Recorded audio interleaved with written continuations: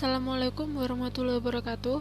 Perkenalkan, saya Feby Ardani Kacayani dari kelas M 2021E, Prodi S1 Matematika dengan NIM 21030214056. Dan di sini saya akan menjelaskan tentang Pancasila sebagai sistem filsafat.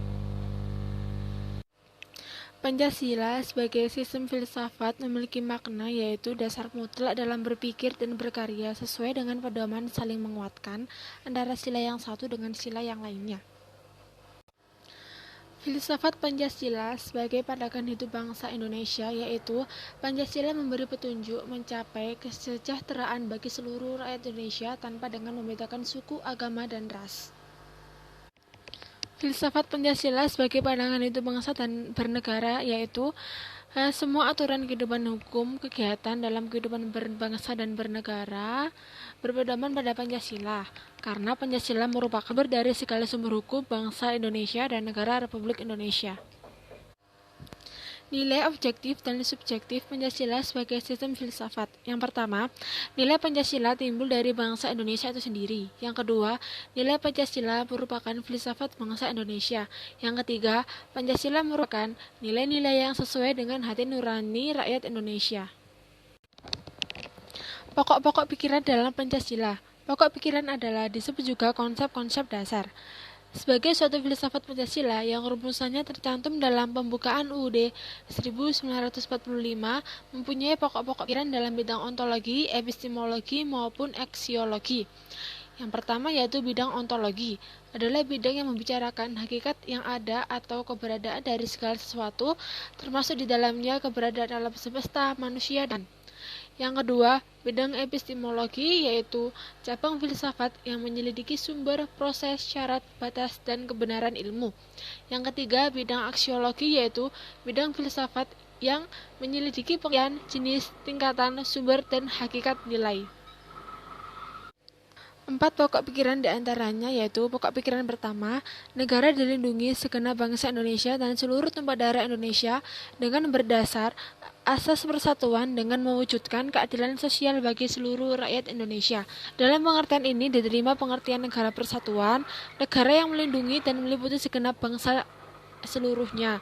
Rumusan ini menunjukkan pokok pikiran persatuan dengan pengertian yang lazim, negara, penyelenggara negara, dan warga negara wajib mengutamakan kepentingan negara di atas kepentingan golongan ataupun perseorangan. Letak pokok pikiran pertama yaitu pada sila ketiga Pancasila dan penjabaran pada pembukaan. Pokok pikiran kedua yaitu negara hendak mewujudkan keadilan sosial bagi seluruh rakyat Indonesia.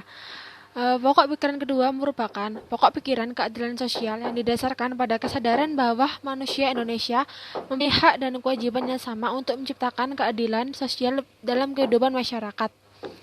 Letak pokok pikiran kedua yaitu pada sila kelima Pancasila dan penjabaran terletak pada pembukaan. Pokok pikiran ketiga yaitu negara yang berkedaulatan rakyat berdasarkan atas kerakyatan dan permusyawaratan perwakilan. Pokok pikiran ini dalam pembukaan mengandung konsekuensi logis bahwa sistem negara yang terbentuk dalam UUD harus berdasarkan atas kedaulatan rakyat dan berdasarkan permusyawaratan atau perwakilan. Memang, aliran ini sesuai dengan sifat masyarakat Indonesia. Ini adalah pokok pikiran kedaulatan rakyat yang menyatakan bahwa kedaulatan rakyat dan dilakukan sepenuhnya oleh Majelis Permusyawaratan Rakyat. Pokok pikiran inilah yang merupakan dasar politik Indonesia. Letak pokok pikiran ketiga ini yaitu pada keempat, Pancasila dan penjabaran terletak pada pembukaan. Pokok pikiran keempat, negara berdasarkan atas ketuhanan yang Maha Esa menurut dasar kemanusiaan yang adil dan beradab. Undang-undang dasar harus mengandung isi mewajibkan pemerintah dan penyelenggara negara yang lain untuk memelihara budi pekerti kemanusiaan yang luhur. Hal ini menegaskan pokok pikiran ketuhanan yang Maha Esa menurut dasar kemanusiaan yang adil dan beradab, yang mengandung pengertian takwa terhadap Tuhan Yang Maha Esa dan menjunjung tinggi harkat dan martabat manusia atau nilai kemanusiaan yang luhur.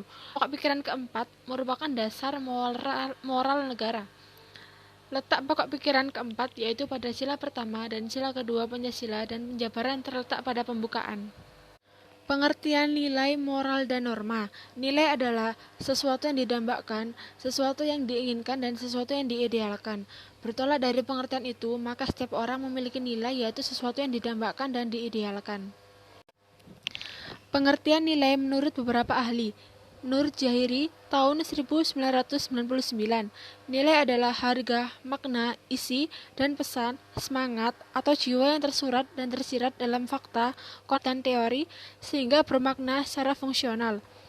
Menurut diktonari dalam Wina Putra, tahun 1989, nilai adalah harga atau kualitas sesuatu.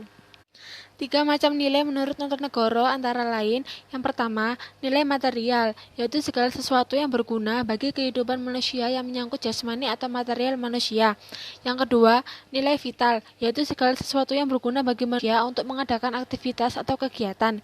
Yang ketiga, nilai kerohanian, yaitu segala sesuatu yang berguna bagi rohani manusia. Nilai ini dapat dibedakan atas: 1. Nilai kebenaran yang bersumber pada akal manusia. Kedua, nilai keindahan yang bersumber pada perasaan manusia.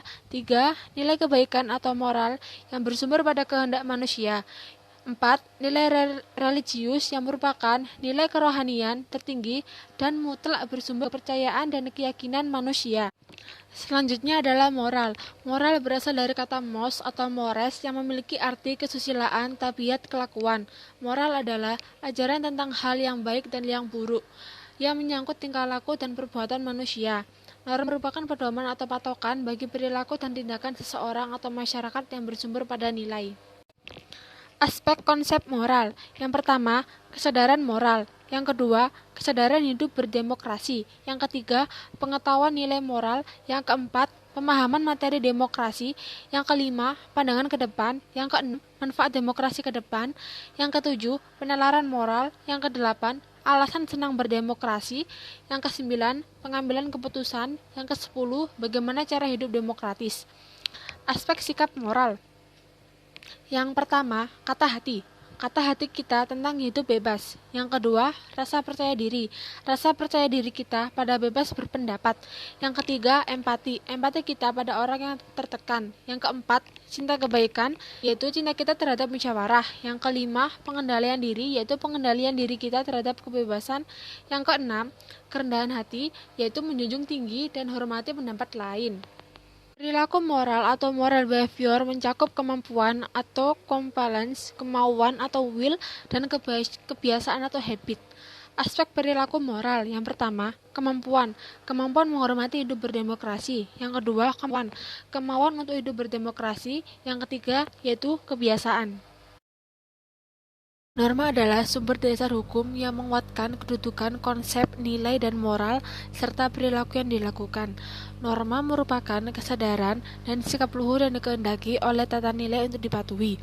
Norma memiliki kekuatan untuk dapat dipatuhi yang dikenal dengan sanksi. Misalnya, norma agama dengan sanksi dari Tuhan, norma kesusilaan dengan sanksinya rasa malu dan menyesal terhadap diri sendiri, norma kesopanan dengan sanksinya berupa mengucilkan dalam pergaulan masyarakat, norma hukum dengan sanksinya berupa penjara atau kurungan atau denda oleh alat negara. Hubungan nilai, norma, dan moral. Agar nilai tersebut menjadi lebih berguna dalam menuntun sikap dan tingkah laku manusia, maka perlu lebih dikonkretkan lagi serta diformulasikan menjadi lebih objektif sehingga memudahkan manusia untuk menjabarkannya dalam tingkah laku secara konkret. Maka, wujud yang lebih konkret dari nilai tersebut adalah merupakan suatu norma. Berbagai macam norma, dan dari berbagai macam norma tersebut, norma hukumlah yang paling kuat keberlakuannya, karena dapat dipaksakan oleh suatu kekuasaan atau penegak hukum. Selanjutnya, nilai dan norma senantiasa berkaitan dengan moral dan etika. Istilah moral mengandung integritas dan martabat pribadi manusia.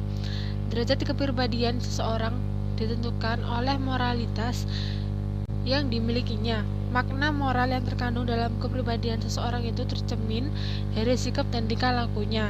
Dalam pengertian inilah maka kita memasuki wilayah norma sebagai penuntun sikap dan tingkah laku manusia. Hubungan antara moral dengan etika memang sangat erat sekali, dan kadangkala kedua hal tersebut memiliki perbedaan. Moral yaitu merupakan suatu ajaran-ajaran baik lisan maupun tertulis tentang bagaimana manusia harus hidup dan bertindak agar manusia menjadi lebih baik. Etika adalah suatu cabang filsafat, yaitu pemikiran kritis dan mendasar tentang ajaran-ajaran moral tersebut. Demikianlah hubungan dan sistematik antara lain nilai, norma, dan moral yang pada gilirannya ketiga aspek tersebut terwujud dalam suatu tingkah laku praksis dalam kehidupan manusia. Demikianlah presentasi dari saya. Mohon maaf apabila ada salah kata maupun perbuatan.